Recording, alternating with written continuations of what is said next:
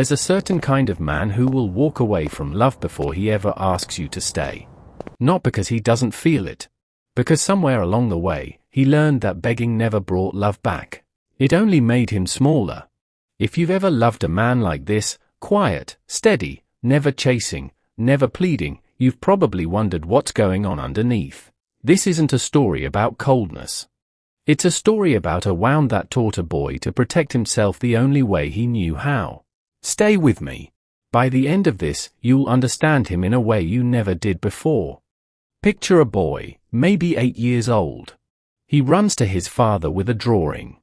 He wants to be seen. Just for a second. His father glances at it, says nice, and goes back to the television. The boy stands there a moment longer than he should, waiting for something that isn't coming. He learned something that day, without any words being spoken. Wanting attention costs too much. It hurts too much when it isn't returned. So the next time, he doesn't run to show anyone anything.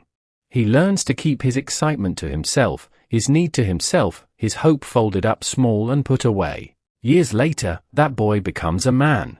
And somewhere inside him lives a rule he never wrote down but never breaks: I will not ask for what won't be given freely.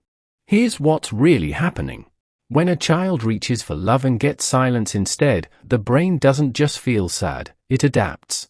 It starts protecting itself from that specific kind of pain, the pain of wanting something out loud and being ignored. Psychologists call this an avoidant attachment pattern. But strip away the clinical language, and it's simple. The nervous system learned that asking equals rejection. So it built a shield: independence, self-control, emotional distance. Not because connection doesn't matter to him, but because connection once mattered too much, and it broke something. So now, as a grown man, he'd rather feel the ache of loneliness in silence than feel the shame of reaching out and being turned away again. He'd rather walk away with his dignity than stay and lose himself begging. That's not arrogance.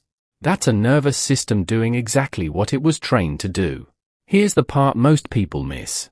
This man isn't incapable of love. He's often capable of loving more deeply than most people ever will. Because when someone finally does earn his trust, actually earns it, slowly, patiently, he doesn't love casually.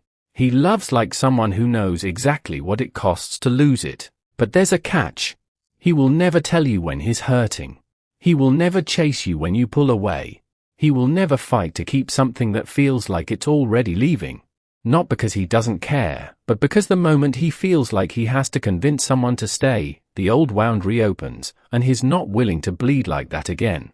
So instead, he goes quiet. He goes distant. And people mistake it for indifference. It's not indifference. It's self-preservation dressed up as strength. You've probably seen this man in your own life. He's the friend who never posts about heartbreak, who disappears for weeks after a breakup and comes back like nothing happened.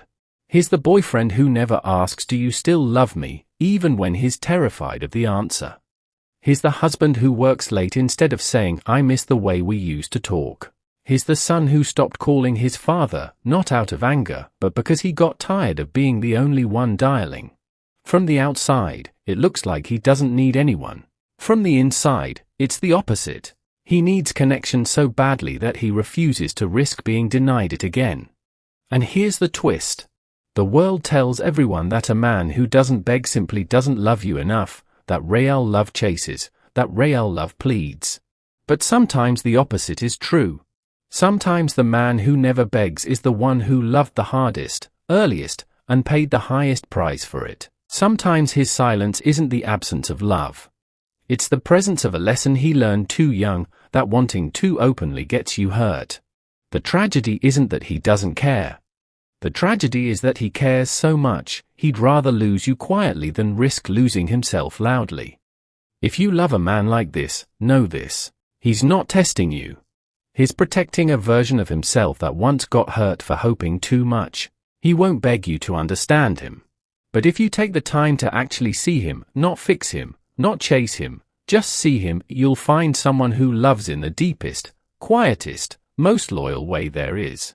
And if you are this man, maybe it's time to ask yourself something gently. Not why don't I beg, but what would it feel like to finally believe that wanting love out loud won't cost me everything? Healing doesn't mean becoming someone who chases. It means becoming someone who no longer has to protect himself from being loved.